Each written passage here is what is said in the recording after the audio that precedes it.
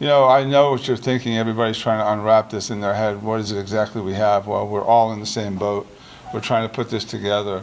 I mean, what we know, the amount of trauma, 2 people dead, 1 person seriously injured, but the motive is still not clear. You know, what pushed our 19-year-old Florida State student into this, we do not know yet.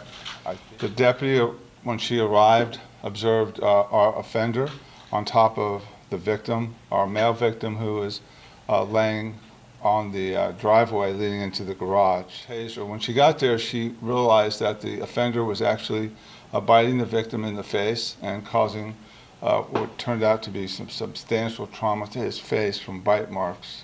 She deployed her taser. She used her taser, shot the suspect with the taser. It did not work. She took a hold of him and tried to pull him off, but he was exhibiting abnormal levels of strength, had no shirt on. If you see his picture later, you'll see he's fairly muscular. Within a few minutes, our second deputy arrived. It was a two deputy unit, and they got out, and nothing was working. They were using all the force that they were able to muster physically. I think the question's going to come up later. Why did they not shoot the suspect? I can answer that right now and save you the question. The angles were extremely dangerous, and had there been a gunshot, it could have hit the victim. The male victim did expire on the scene and was not transported. Excuse me. The deputies then went inside the garage and found the dead male's wife, and she was also deceased.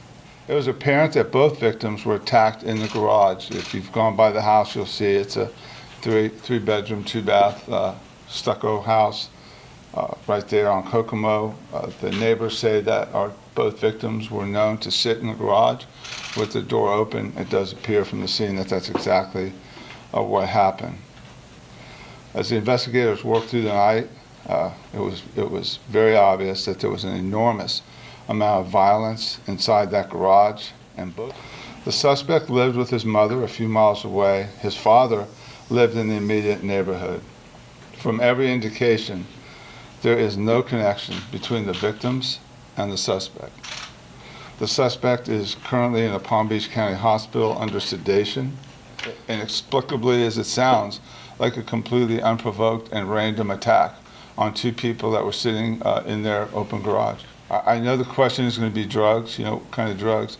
The original screening at the hospital, which they look for some of our more common drugs that cause overdoses, heroin, methamphetamines, cocaines, were not in his body. We will be doing sampling of his blood to see if there was flocka or bath salts. Both of those are known to cause what we call the excited deliriums. And he did have some indications that we might be working with that. He had taken off some of his clothes, but not all of his clothes.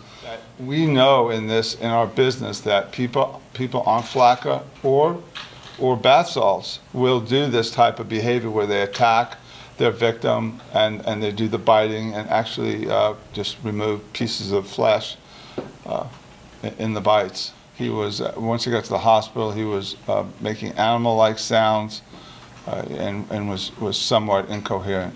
The question is, at what point did our Good Samaritan neighbor across the street walk in?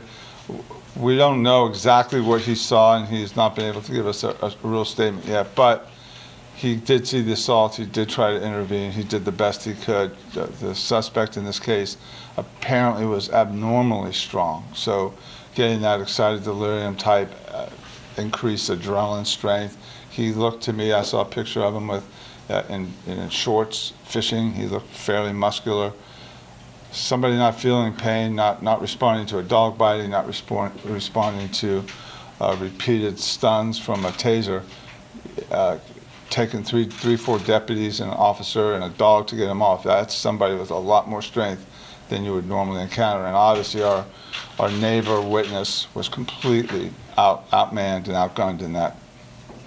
Yeah, that's probably the most enigmatic fact in this whole thing. He does not have any past. He was a student at FSU, and apparently getting good grades. Talking about his fraternity brothers, he had some friends from college that were here. After he left the restaurant prior to this attack, they were actually out in the neighborhood looking for him. His mom and dad had called the Jupiter Police Department to report they walked out and they were looking for him.